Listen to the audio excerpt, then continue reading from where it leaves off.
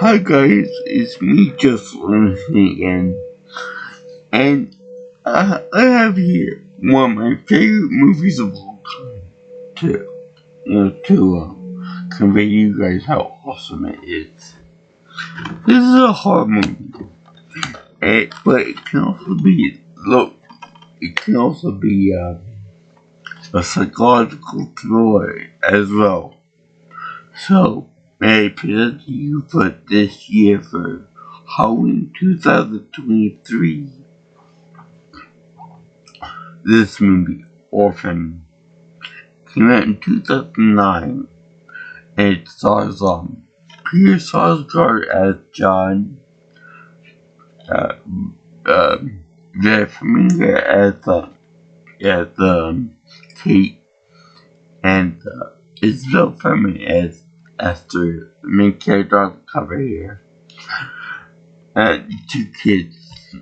Now, I gotta admit, the acting is great in this movie, but Isabel Furman really shines for me in this role because she's awesome. She's great in this movie. I saw this way before I saw Hunger Games movies, and because this one's the best one. The way she can embody this character and the way she can convey the emotion of psychopathy and all that, it's very good. In fact, when she's not on stage, doing this in the movie studio or whatnot, she can actually go into that chill mode, the death glare and the death glare and the nostrils flirting mode that is so common with this character. Whenever she sees somebody, she's like, "You're gonna die now. I see you, and you're gonna die now. You're get injured, wherever the case." So that's really funny to see that. And you know what's even funnier? I have a cousin who has a kid whose husband is named John too. But the character of Esther and the actress who plays her, Isabel Furman, looks so much like John's daughter. It's actually very funny and real creepy. I showed them this movie once, and they said, you're right. You just like our daughter. So, how you keep on away from your knives and your makeup. So now, John and Kate in the movie, they want to adopt a little girl. Because apparently two is enough. And, one of the kids named Danny and the other one named Maxine. Short version Max. So they want to adopt a third kid because they tried for 3 in that way, but something happened. I guess miscarriage or something happened. Also, by the way, in the past, Maxine fell in the water in a frozen lake, almost drowned, and left her most to death. Yeah, that was born most deaf. And in case she's most deaf now. So then they decided to go to an orphanage to get a kid. Go shopping for a kid. Now the funny thing is that when they go to the orphanage, it's very quick. Because I think that the orphanage, if you go looking for children at the orphanage, I think it takes a longer time than you portray in the movie. But he looks for a kid in the playground or something, and they go upstairs to the second floor and they find Esther there. Now, Esther is supposed to be 9 years old, but yeah, she's cultured, she paints, she plays the piano, she's just all around like a golden specimen of a child that anybody who would be adopting a kid would like to have for themselves. Not in a crude way either, not in a Michael Jackson way, but just a very good, well-behaved, well-spoken child. Which is kind of suspicious, but I'll get to that when I get to it. So, they're very impressed by this little girl, Esther. Now, I believe that the actress that played her, I think, was like 12 or something around there, 12, maybe 13, 14, around that age. So that was a good casting for that. So they show they're very impressed with her. After a while, they bring her home, and she's trying to get along with her kid, with other siblings, Max and Danny. Now, they start to get along good between the two girls in the group, and they tend to because she needs to learn how to sign, so that Esther learns how to sign very quickly, to the point that it's almost magical how they can do so quickly. But she's Maxine is more like a silent helper to Esther in all her adventures, to where she does something wrong and Maxine did a cover for her, being a silent witness to everything. I'm giving ahead of myself, but when I first saw the movie, I thought that the first thing that was troubling in this was that Esther kills the pigeon, but it turns out to be a little bit sooner than that. Upon rewatching the movie, I find out that Esther wants to sleep with the father, to sleep on the father's side of the bed with the parents and all that. Now, when I was a little kid, I used to do that too. Sleep with the parents when a lightning storm happened, stuff. But she wanted to get Maxine with her. No big deal, right? But the thing is that when she did that, the girl was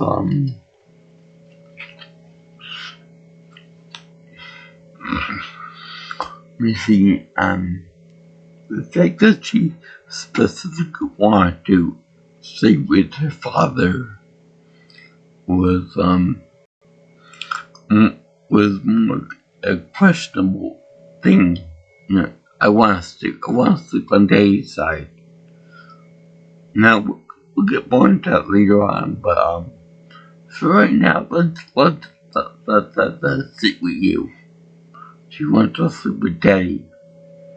So then other weird things happen, like for example, this one part where Esther's at school, and everybody makes fun of her because she wears a fluffy little dress, like a princess or royalty, with the fluffy bows and stuff like that. And she's always with choker on and with things on her wrist too. Now, somebody tried to take them off. to which Esther screams like a banshee. Now, God asked them, why would she do that? Why would she act like a nutcase when that happens? And the answer is blowing in the wind. Now, what happens is, Esther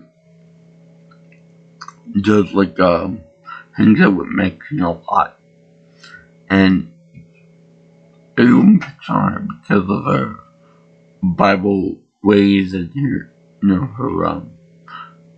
manner of speaking and manner of everything else. She even says grace to try and build up this whole thing of, I'm perfect and stuff. And the thing is that, the main girl that picks on her is named, Brenda. So now, she has this, death glare going on for Brenda. And Brenda's got she just acts like a little kid, little stunt-nosed kid, but kid nonetheless. So, as revenge, she starts swings around kids' kingdom, wooden type things like that, structures that has a built-in slide to it. So Esther pushes her out at the slide area and breaks her ankle. To which Maxine, the only actual witness, gets a good look at what happened, and she button lipped for it. And no offense to anyone that's mute out there, but she's quiet about it. She said that she slipped, and that's like a reward that Esther likes. Now, the sister that they adopted her from is named Abigail, and she is played by C.H.H. Pounder. I don't know who that is, but that's who it is. And she makes calls about, who Esther is, how she's doing, how she doesn't going, and something like that. The key thing is that she said that she requires the dental records for Esther, and Esther doesn't want to go to the dentist office for whatever reason.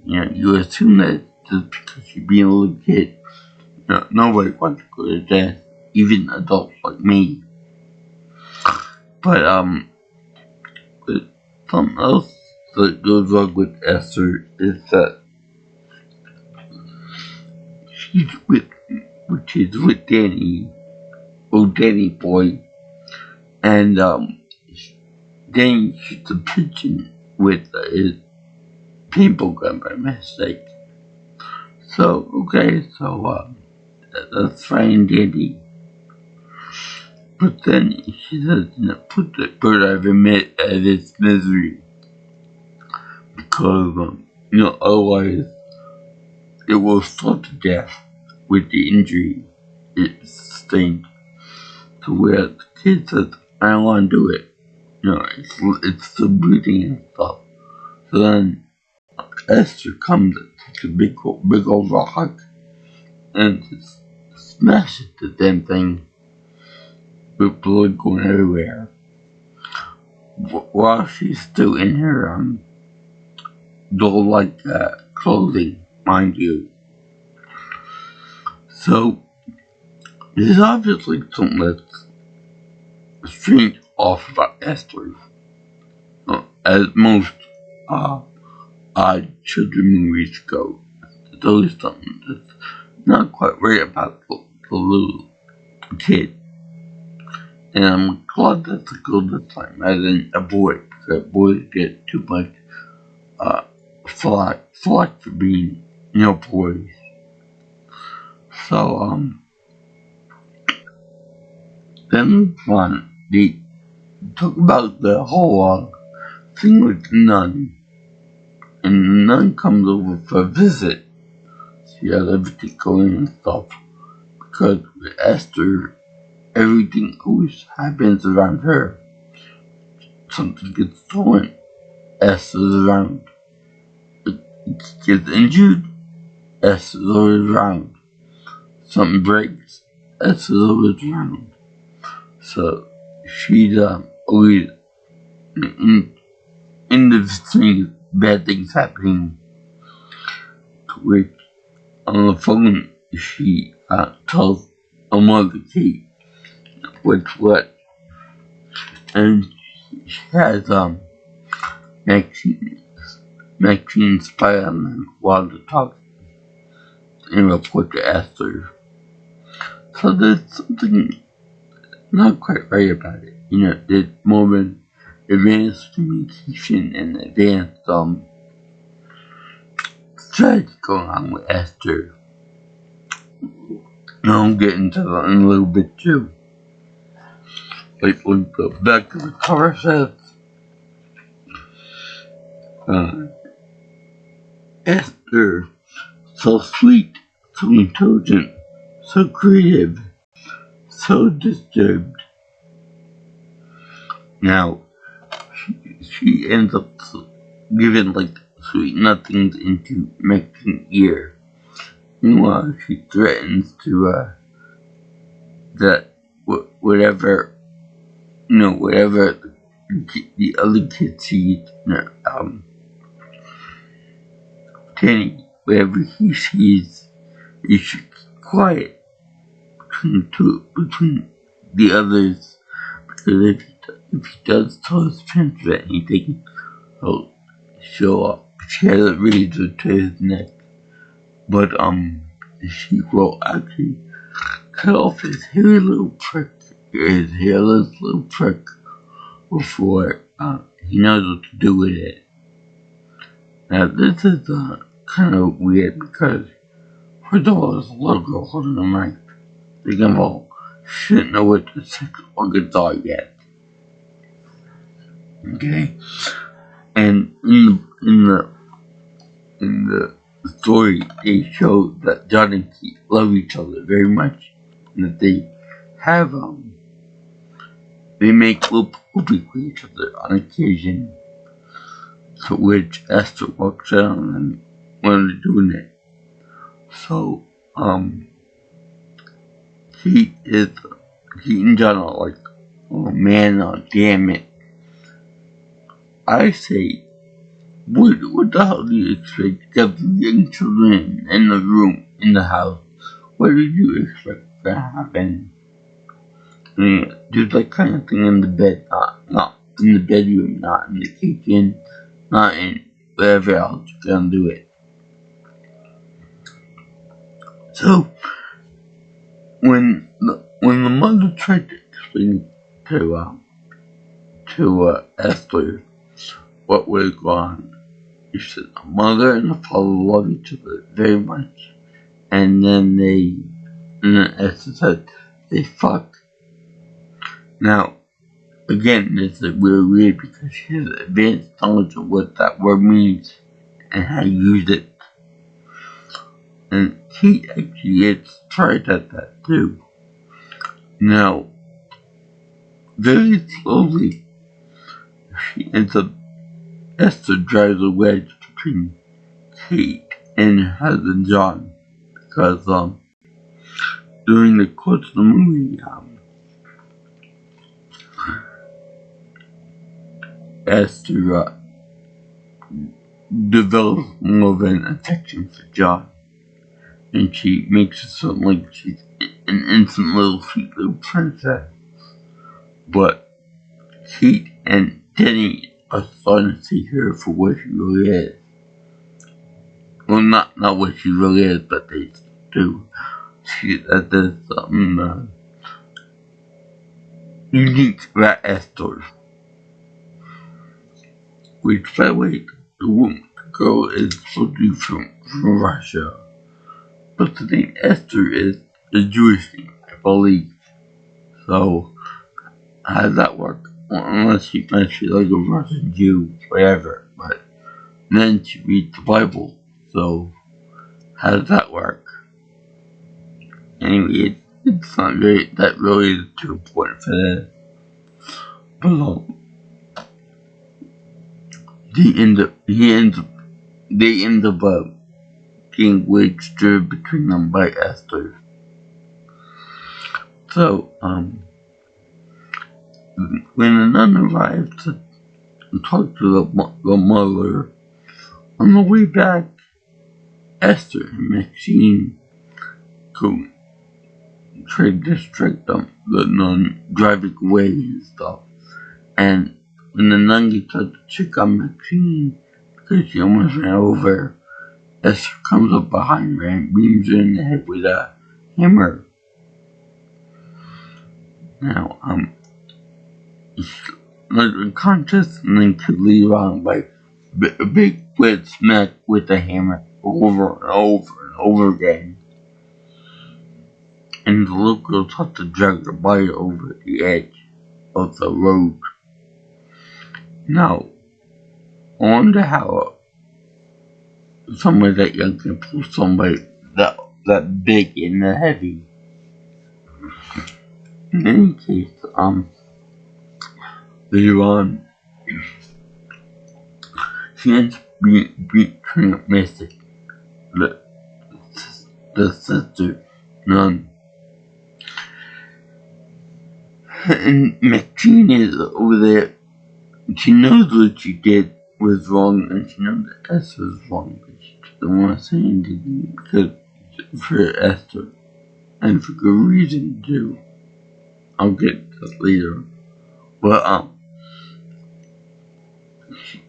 Esther eventually shifts from acting innocent, dragging witch to then to eventually trying to kill or injure Maxine, and then blaming the mother for it. Because the mother was an ex-drinker. She was a heavy drinker at one point. So, and the father cheated on them, Kate, once or twice in the past. Now, she played this whole thing to her advantage all the time.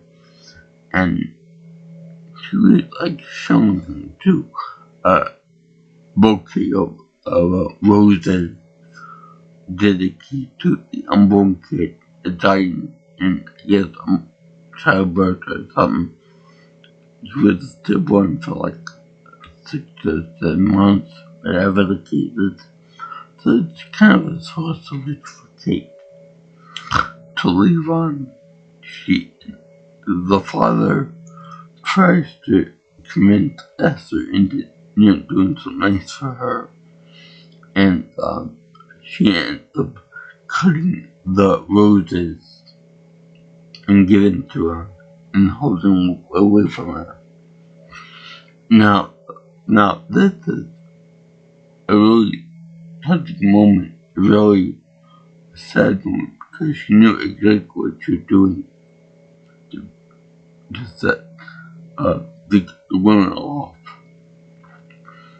to the point that she hurt her, and now it got a lot going on. So keep against Esther and the father, because they little princess can't do anything wrong, whereas Kate is like a big enemy now. So she does try to play home very nicely, and at one point she tried to kill Danny once, and then twice at the hospital, but the kid survived. And Danny had to go to the hospital for it, to which Esther tried to kill her again by stunning himself with a pillow. And he almost nearly died. Kate punches her in the face. to which she had to go to like a mental ward. Now, all the time, during the time, she tried to come to the orphanage where Esther was found. And Esther is, getting more and more, just doing more and more disturbing type things. Like killing kids,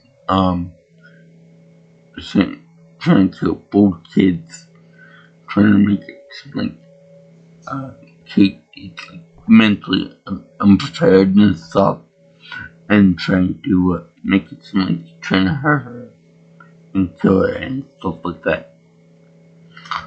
So,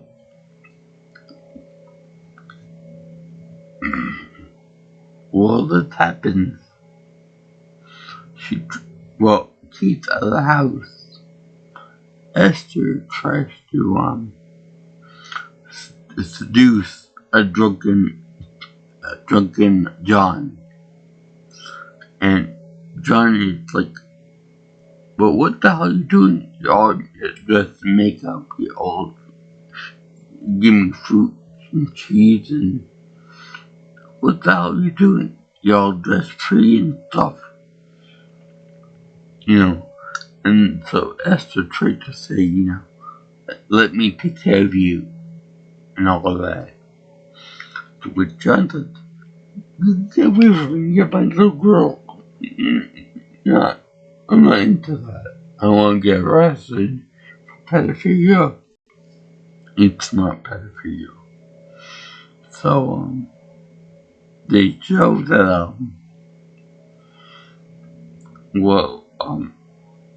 in the hospital, the girl Kate, and a call from Sun Institute in, I think, Estonia, to where he says, "Do you have your kid with you?" And she said, "No, we adopted a little girl from you guys." No, you didn't. You adopted the little girl that you said had a hormone problem, a very rare condition where the woman is 30 years old, but she looks and acts like a little girl to Ruth's parents, and to drive a wedge between them when she tried to seduce the father, the husband. It doesn't work out because she's still in little kid mode. Now, this is really kind of covered because every other instance where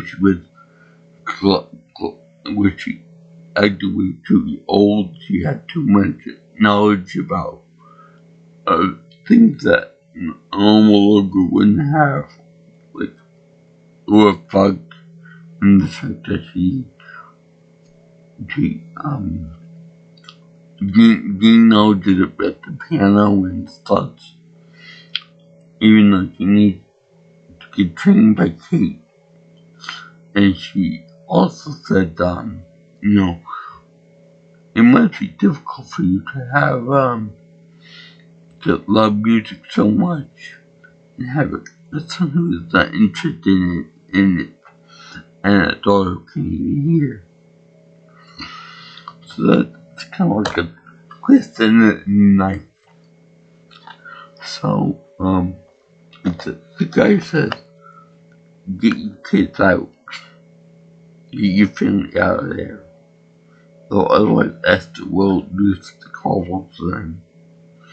And while he said it, she is rebuilt the makeup, and she reveals herself who she is. A 30-ish person who's a psychopath in a little body. Now this is one hell of a twist, because you assume that she's a little girl. And they say that her dental work is not good because she removes those teeth to reveal that she got horrible teeth, and that if she had kept the teeth, then she would have been recorded as being the same person from a mental institution. And also, another creepy thing that happened before this is that when taking a bath, she locked the door, and there's no locked doors in the house. So when Kate wanted to help her out, she would remove the things around her neck and her wrist because they hid those scars from the mental home in which he tried to break the restraint. But it's a very clever movie, and when he was in the bathtub, he ended up looking in the Bible, finding a picture of some guy. That the guy happened to be the first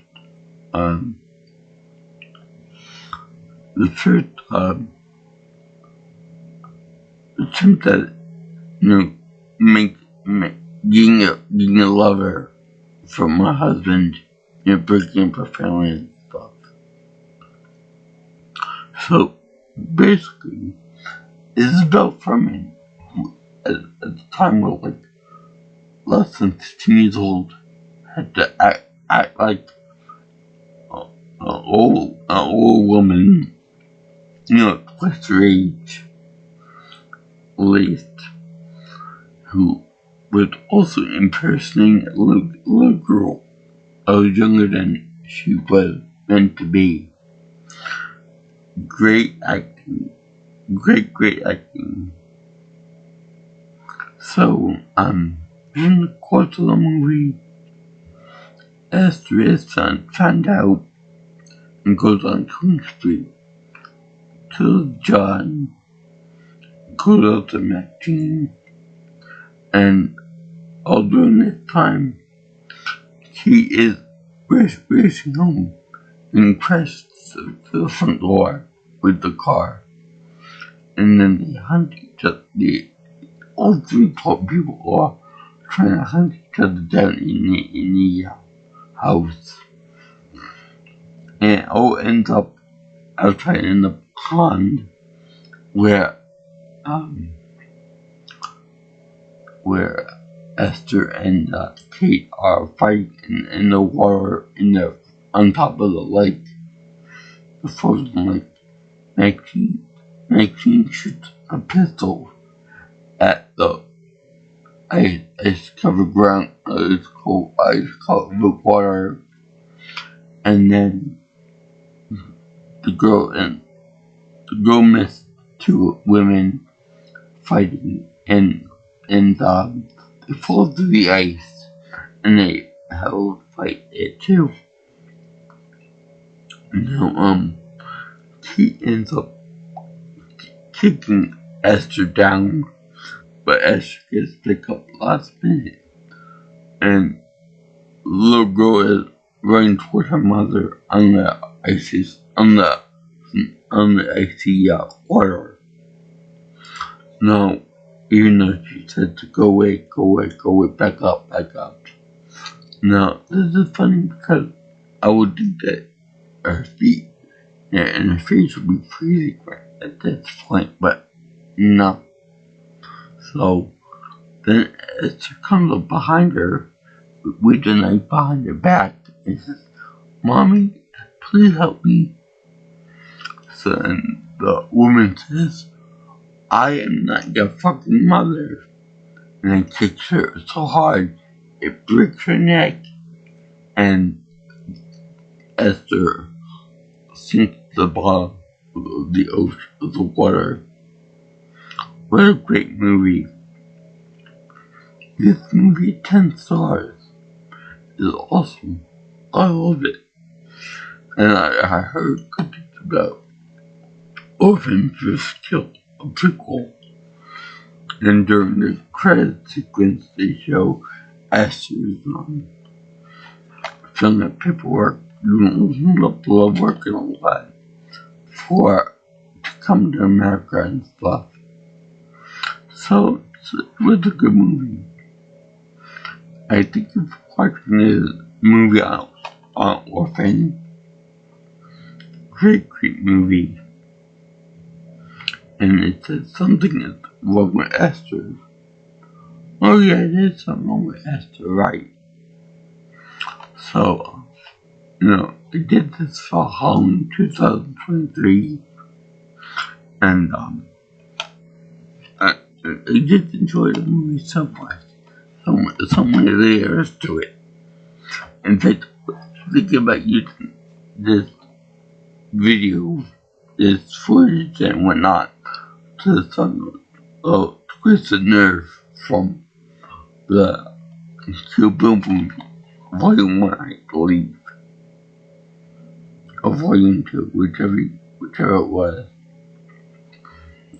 But anyway, if you like what you see here and you want to see more of my videos, contact me on my cell phone by text calling me at 631-707-3707. And if you want, you can also contact me on Twitter at what actually you prefer.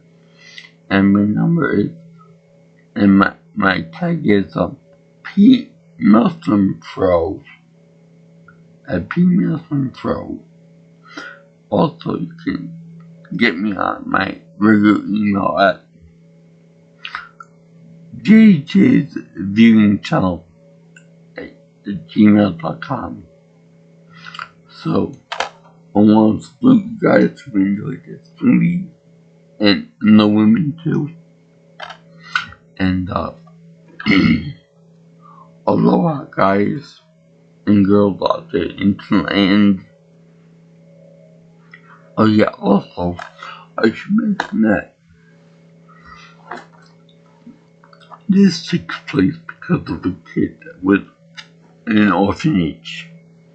So, when the movie came out, there was a big backlash by all the people who ran orphanages for business, and for, the organization was pissed off because they, in the movie, they are portrayed as being a half-wits and, not doing the job right, not doing the homework right and stuff.